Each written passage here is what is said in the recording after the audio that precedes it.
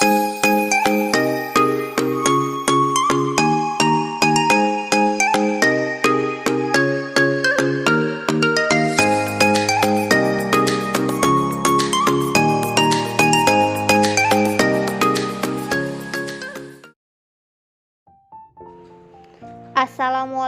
warahmatullahi wabarakatuh.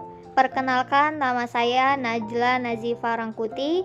Saya dari Sekolah SMA Islam Plus Askia dan saya kelas 10 IPS. Pada kesempatan kali ini saya akan menjelaskan tentang majas penegasan dan juga macam-macam majas penegasan.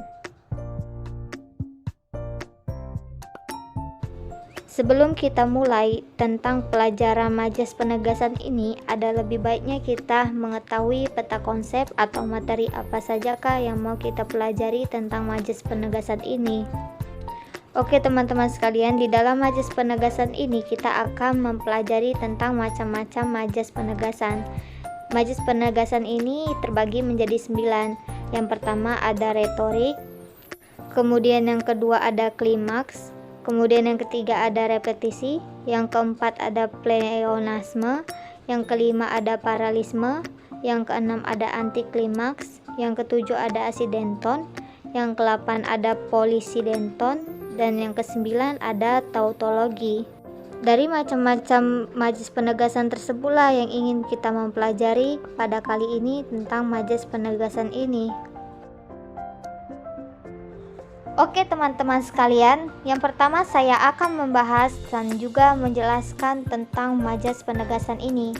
Apa sih itu yang dimaksud dengan majas? Majas adalah gaya bahasa, sedangkan majas penegasan yang artinya kata-kata berhias yang menyatakan penegasan untuk meningkatkan pesan dan pengaruhnya terhadap pendengar ataupun pembaca. Kemudian di dalam majas penegasan ini terdapat yang namanya macam-macam majas penegasan, dan macam-macam majas penegasan ini terbagi menjadi 9. Yang pertama ada yang namanya majas retorik. Majas retorik ini adalah majas yang melukiskan berupa kalimat tanya namun tidak memerlukan jawaban. Tujuannya untuk memberikan penegasan, sindiran, ataupun mengugah. Contoh dari majas retorik ini yang pertama misalnya, kata siapa cita-cita bisa didapatkan cukup dengan sekolah formal saja. Kemudian contoh yang kedua dari majas retorik ini misalnya, apakah ini orang yang selama ini kamu banggakan? Nah, itu adalah penjelasan saya tentang majas retorik ini.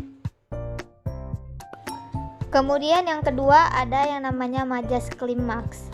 Majas klimaks adalah majas yang menyatakan atau melukis beberapa hal secara berturut-turut dan makin lama makin meningkat. Contoh dari majas klimaks ini misalnya ketua RT, RW, kepala desa, gubernur, bahkan presiden sekalipun tidak mempunyai hak untuk mengurusi hal pribadi seseorang.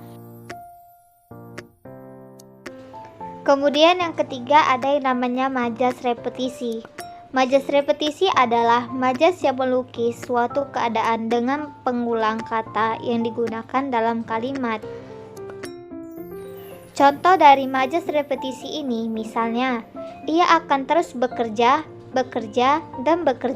untuk melunasi hutang keluarganya pada rentenir.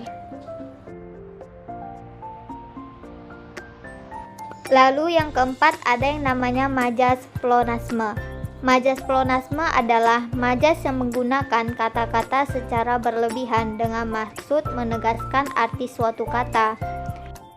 Contoh dari majas pleonasme misalnya yang pertama, semua siswa yang di atas agar turun ke bawah. Kemudian yang kedua, mereka menonggak ke atas menyaksikan petunjuk pesawat tempur. Nah, itu adalah penjelasan dan contoh dari majas pleonasme ini. Kemudian yang kelima ada yang namanya majas paralelisme. Majas paralelisme adalah majas yang melukiskan keadaan dengan kata-kata yang berulang dalam puisi. Contoh dari majas paralelisme ini misalnya, kau berkertas putih, kau bertinta hitam, kau beratus halaman, kau bersampul rapih. Nah, hal tersebut adalah pengertian dan contoh dari majas paralelisme ini. Kemudian yang keenam ada yang namanya majas anti klimaks. Majas anti klimaks adalah majas yang menyatakan seberapa hal secara berturut-turut yang makin lama semakin menurun.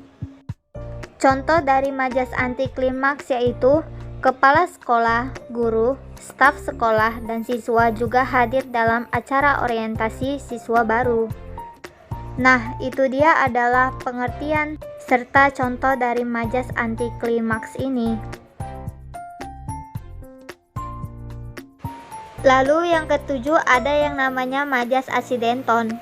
Majas asidenton adalah majas yang menyebutkan beberapa benda, hal, atau keadaan secara berturut-turut tanpa adanya tanda hubungan.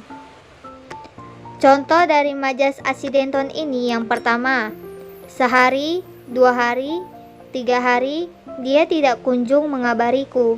Lalu contoh yang kedua dari majas asidenton ini misalnya, sepiring, 2 piring, 3 piring, nasi telah dihabiskan sendiri. Nah, itu tadi adalah pengertian serta contoh dari majas asidenton ini. Kemudian yang ke-8 ada yang namanya majas polisidenton. Majas polisidenton adalah majas yang menyebutkan beberapa benda, hal, atau keadaan secara berturut-turut dengan memakai tanda hubungan. Contoh dari majas polisidenton ini yaitu pedas, gurih, renyah adalah rasa yang melekat pada keripik tersebut. Nah, hal tersebut adalah pengertian serta contoh dari majas polisidenton ini.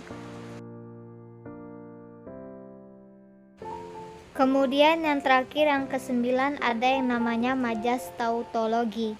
Majas tautologi adalah majas yang melukiskan sesuatu keadaan dengan menggunakan persamaan makna atau sinonim untuk mempertegas arti. Contoh dari majas tautologi ini yaitu aku berjanji akan selalu di sampingmu dalam suka dan duka, dalam tawa dan tangisan, dalam bahagia dan nestapa. Maksud dari kalimat tersebut yaitu pada kalimat di atas terdapat kalimat yaitu suka dan duka yang memiliki makna yang sama dengan kalimat tawa dan tangisan dan juga bahagia dan nestapa. Nah, hal tersebut adalah pengertian serta contoh dari majas tautologi ini. Nah, itu tadi adalah penjelasan dari saya mengenai majas penegasan ini serta macam-macam majas penegasan. Yang dimana dari macam-macam penegasan itu haruslah kita ketahui lebih baiknya untuk mempelajari pelajaran bahasa Indonesia ini. Terima kasih yang telah menonton video ini. Semoga video ini bermanfaat untuk kita semua. Dan jika ada kata-kata saya yang salah atau kata-kata saya yang hilaf, mohonlah dimaafkan. Sekali lagi terima kasih. Wassalamualaikum warahmatullahi wabarakatuh.